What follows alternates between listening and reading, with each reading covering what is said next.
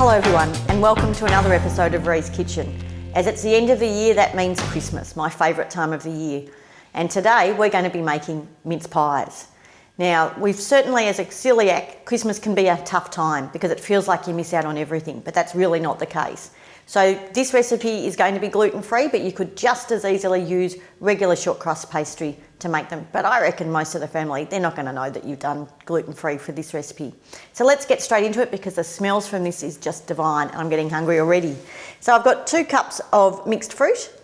We've got 50 grams of butter which we will melt, half a cup of orange juice fresh, 1/4 cup of slivered almonds, 1/4 teaspoon of ground cinnamon, 1/4 cup of brown sugar, 2 tablespoons of golden syrup, a Granny Smith apple which I will be grating. We'll use the zest off this orange, and then I've got 1 quantity of short crust pastry, and for the recipe for that, episode 2.5, the apple and rhubarb tart, or you can use a commercially produced one. So one of the key features of a perfect mince pie is that ratio of fruit to pastry. And so traditionally, mince pies are quite a shallow tart. And so you can use a tart tin or a shallow tin, and you can see that that's probably only, what is that, a centimetre, maybe 1.5 centimetres, so that's 1/4 inch depth of a pie tin. This is a modern one that's got the holes in the bottom, and we'll talk about why that's useful later. If you don't have one of those, you can use, you can see this well-loved tin is a shallow patty tin. So the important bit is that we have the shallow depth, not the big high one. And especially for gluten-free because we want that pastry to be able to hold. So I'll put that on the side because I'm going to use this one today. Now the holes do help us because we don't then need to prick the pastry when we blind bake it. It'll stop it rising too much in the middle but give us a nice crisp bottom. So that's the one we're going to use today. So as always when you're rolling gluten-free pastry, we need to have it between either on a pastry mat, as you've seen me use before, and some baking paper and as we roll it. And we're going to be rolling our pastry into about 5 millimetres or 1/2 centimetre thick. So let's get started with our pastry. So I'm just going to use a small portion of it. If it's a warm day, as often is in Australia in this time of year, don't be shy to keep putting this in and out of the fridge to keep it cold because we want all that butter to stay cold. Take the seal off our paper. It's time to cut it out. Now I'm just using a scone cutter, and then remembering that we're going to be doing the tops as well. So think about how you want the top to look. You can do a lattice on the top, but what I like to do is a smaller circle with a star, but we'll come to those later. But I've got that, so just dip your scone cutter in a little bit of extra corn flour.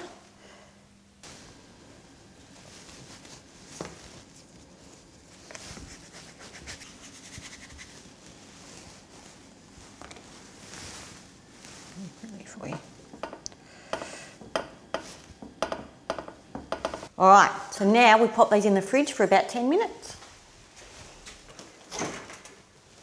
So while our pastry is chilling, it's now time to put the filling together. So we pop everything into a pot, and dried fruit. I've grated the apple.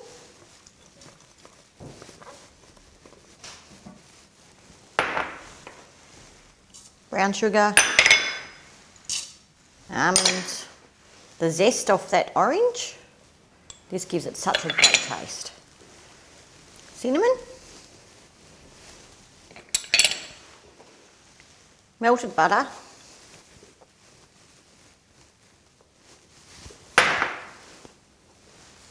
Golden syrup. And then, lucky last, the orange juice.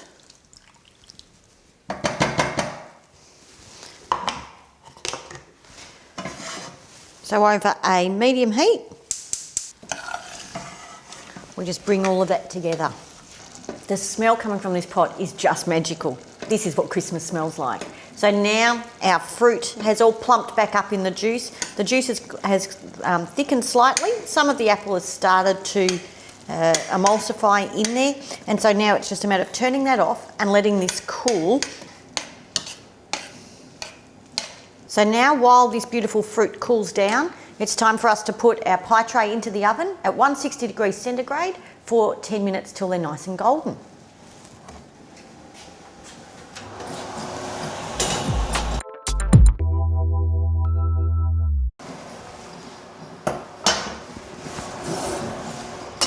Just beautiful. Yep, so the pastry's beautifully cooked. Now we let these cool a little. And so the next step is putting our filling in our slightly cooled pastry dishes. And so it's just a matter of getting a good scoop of filling.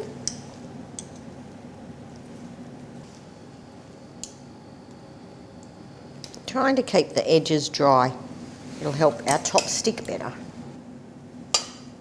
So now we get to the fun bit, and that's where you can show your creativity. You can put whatever kind of top you like on, but I like stars and shadows of stars. So just get our top done.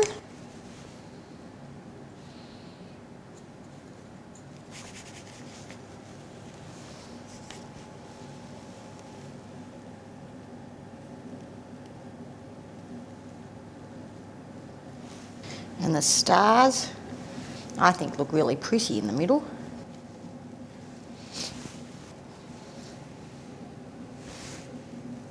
So these go back in the oven for another 10 minutes just to cook the tops.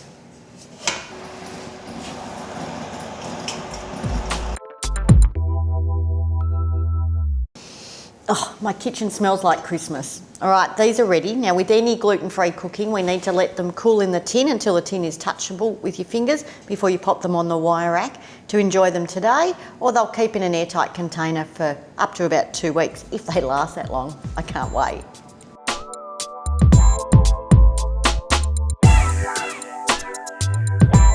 Now, as always, the best bit is in the eating.